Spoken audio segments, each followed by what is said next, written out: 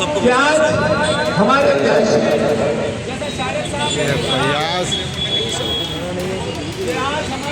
में काय कधी भावना आहे आणि काय मागणी आहे? नाही, मला तर स्पष्ट हे सांगायचं आहे की कोणताही राजनैतिक पक्षाचं आंदोलन होऊ नये, या सगळं विसरून सगळ्यांनी एक प्लॅटफॉर्मवर येण्याची आवश्यकता आहे. कारण मला माहित आहे की भारतीय जनता पार्टीच्या असू द्या किंवा शिवसेनेच्या असू द्या, काँग्रेसच्या असू द्या, सगळ्यांचे मुले मुली जे आहे तेही या नीट पेपर मध्ये बसणार होते. तर हे मुद्दा कोणत्या राजनैतिक पक्षाचा नाही आहे, पण खूप गंभीर विषय आहे की आपण कोट्यवधी रुपये खर्च करून तुम्ही हे म्हणणार असेल की फक्त 22 लाख लोक स्टुडंट जे होते ते प्रभावित झालेले आहे. नाही, असं नाही आहे. त्यांचा पूर्ण परिवार, एका परिवारामध्ये 4 लोक 5 लोक असतील तर 1 कोटीपेक्षा जास्त लोक याच्यातून प्रभावित झालेले आहेत.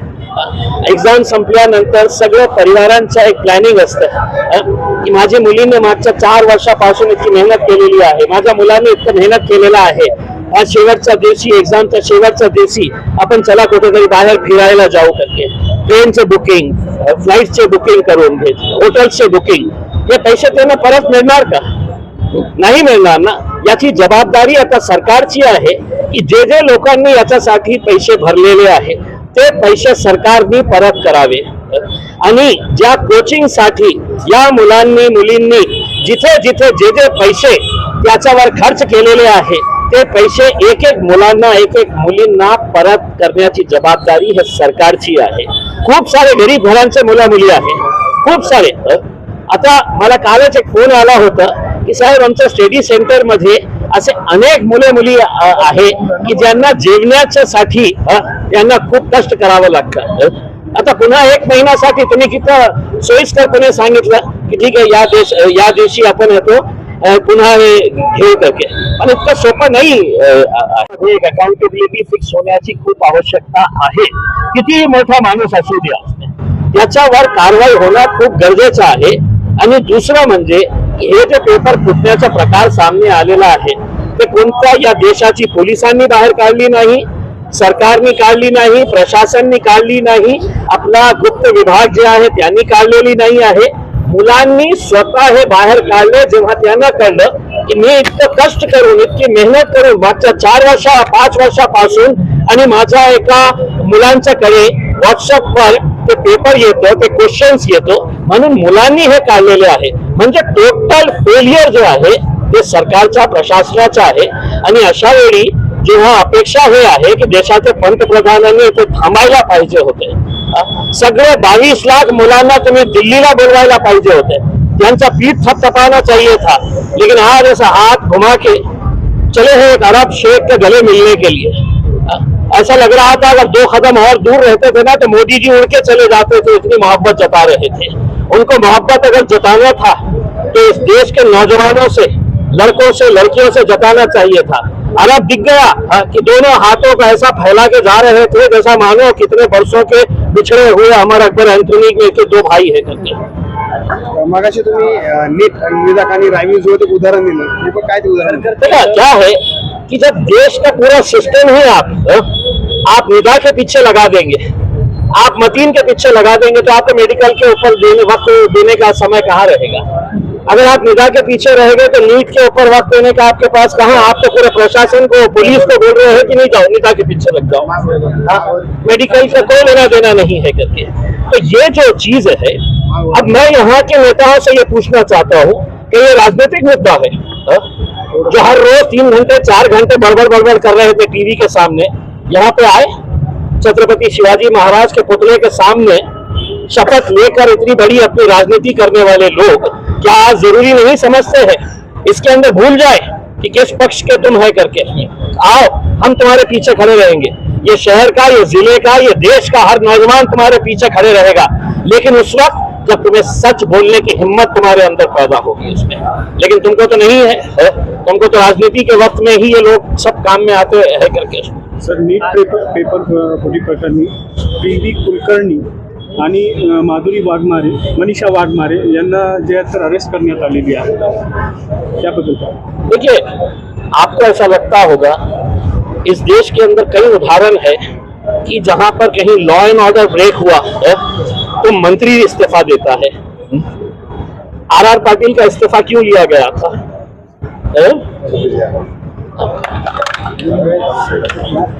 ये वो बेच रहे थे नहीं ना? आर पाटिल साहब ने क्यों रिजाइन किए थे? क्या उन्होंने उसमें शामिल थे? उसके अंदर नहीं थे शामिल उसमें. लेकिन अब आप कहेंगे कि हमें कुलकर्णी को अरेस्ट कर लिए हैं और एक दूसरी वाघमारे भाई को हमने अरेस्ट कर लिए हैं, तो बात वहां पर रुकना नहीं चाहिए. उसमें रुकना वहां पर चाहिए जहां पर देश के एजुकेशन मिनिस्टर जो है उन्होंने अपनी नैतिक जिम्मेदारी समझते हुए उन्होंने इस्तीफा देना चाहिए. और नरेंद्र मोदी साहब जो पश्चिम बंगाल का इलेक्शन जीतने के बाद जमीन पर लेट गए थे, नतमस्तक हो गए थे अपने वोटर्स को धन्यवाद देने के लिए. नरेंद्र मोदी साहब, दुनिया में तुम कहीं पर भी हो, दोनों हाथ ऐसे जोड़कर इस देश से माफी मांगना पड़ेगा तुम्हें, युवाओं से माफी मांगना पड़ेगा तुम्हें कि देखो मेरा कसूर है, मेरी जिम्मेदारी है, मैं तुमसे माफी मांगता हूं करके. लेकिन हवाई जहाज में बैठे और फिर बोले तुम लोग अपना अपना देखो, मैं जा रहा हूं अरब मुसलमान से गले मिलने के लिए. वेगळ्या विषयात मनोज जरांगे पाटलांनी बैठक घेतली आणि 30 मे पासून पुन्हा उपोषण सुरू करणार आहेत मराठा आरक्षणासाठी. काय आहे की मनोज जरांगे साहेब जे आहे आम्ही सुरुवातीपासून त्यांचं समर्थन केलेलं आहे, आजही करणार आहे. आणि त्यावेळी सुद्धा आम्ही त्यांना स्पष्टपणे सांगितलं होतं या भारतीय जनता पार्टी आणि त्यांच्या नेत्यांवर विश्वास ठेवू नका. पीठ में खंजर कैसा भोंका जाता है, ये अगर दुनिया में अगर किसी को सीखना है तो भारतीय जनता पार्टी से सीखना चाहिए. उस वक्त जरांगे पाटिल साहब को ऐसा लगा कि मतलब भाजपा के इतने बड़े नेता हमको आश्वासन दे रहे हैं, झूठ का पलीदा है. अब ये आंदोलन कर रहे हैं, हमारा यही अनुरोध रहेगा, अब का जो आंदोलन रहेगा वो आंदोलन जो है वो हिट आउट या गेट आउट रहेगा. अब बिल्कुल आखिरी लड़ाई बोल के अगर आप उतरेंगे तो ही आपको इसके अंदर कामयाबी मिलेगी. दुसरा एक विषय होता 30 जून पर्यंत कर्जमाफी करू असं मुख्यमंत्री म्हणाले. शेतकऱ्याची कर्जमाफी 30 जून पर्यंत. वाट बघा, 1 तारखेला आम्ही उत्तर देऊ तुम्हाला याच्यासाठी. बरं सर, तुम्ही आयुक्तांची भेट घेतली होती, 2 भाजप नगरसेवकाचे पुरावे दिले होते, परत ते अपडेट झालं का? आपण परत काही अपडेट झाले का? कारवाईचे काही नाही, आता सगळं दिलेलं आहे. आम्ही वाट बघत आहे कि आयुक्त साहेब प्रामाणिक असेल, उन्होंने अपने गले के अंदर कोई मफलर अगर नहीं डाले हैं किसी राजनीतिक पक्ष का, तो हम उम्मीद करते हैं कि वो उसके ऊपर कार्रवाई करेंगे. और हाईकोर्ट ने खुद ने इस मामले को गंभीरता से लेते हुए कल ये मैटर 18 तारीख के दिन रखा है और हाईकोर्ट ने खुद ने कहा था कि आई एम सरप्राइज्ड, ये हाईकोर्ट के ऑब्जर्वेशन है कि I am surprise. Open court के अंदर उनका वकील कहता है, सरकारी वकील, कि हम 7 दिन का टाइम देंगे और 24 घंटे भी नहीं हुए, रातों रात जाग कर तो ये कर दिए है.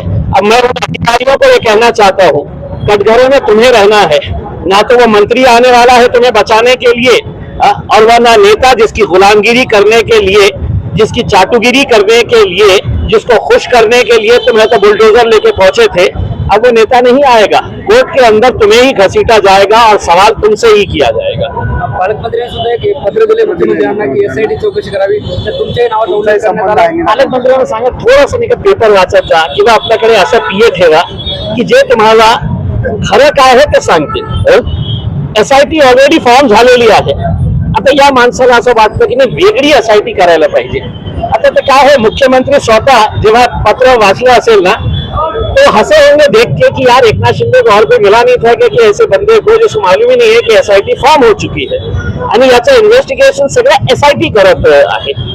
पण त्याचं काय आहे की त्यांचा राग इतका आहे ना की मला असं वाटत होतं की समजा या पोलिसांनी, मुख्यमंत्र्यांनी ऐकलं नाही, नाशिकचे SP ने ऐकलं नाही, तर ते डोनाल्ड ट्रम्प पर्यंत जाऊ शकतो मेमोरंडम द्यायला की बाबा याच्यासाठी काहीतरी करा करके. इतका राग आहे त्यांचा. मी काय म्हटलं की तुमची जे इन्क्वायरी आहे मी फेस करायला तयार आहे. आजही मी तुम्हाला शब्द देतो, जे इन्क्वायरी आहे, कुठे मला बोलायचं आहे तुम्ही बोलवा, मी तिथे जाईल.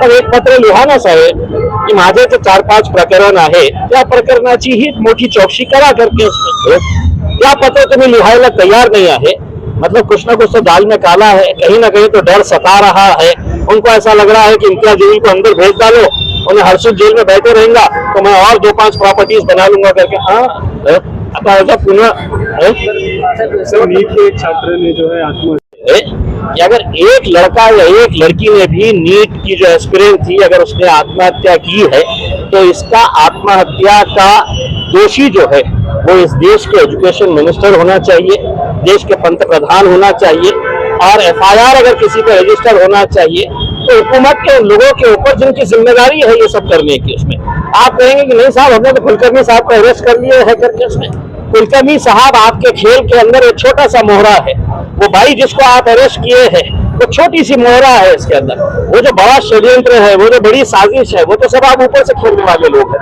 उनके ऊपर कार्रवाई कब करेंगे देखिए मैं तमाम देश के अंध भक्तों को बहुत बहुत बधाई देता हूँ बहुत बहुत बधाई देता हूँ कि अचानक है तो मोदी जी को ये ख्याल आया कि पेट्रोल बचाना चाहिए 2 महीने का पेट्रोल बचा है आज उनके मिनिस्टर ने कहा है कि कुछ ही दिन का पेट्रोल डीजल बचा हुआ है करके यही चीज अगर पश्चिम बंगाल आसाम केरला और तमिलनाडु के इलेक्शन के टाइम के ऊपर अगर बोल देते थे तब तो है तो 100 गाड़ियों का काफिला लेके टहल रहे थे यहाँ से वहाँ इलेक्शन खत्म हो गया जीत गए तो हम अब हवाई जहाज लेकर निकल गए और जनता 3-3 रुपये अब आप सही है उसमें आपको भी मुबारकबाद बहुत बहुत बहुत बहुत आपके संपादक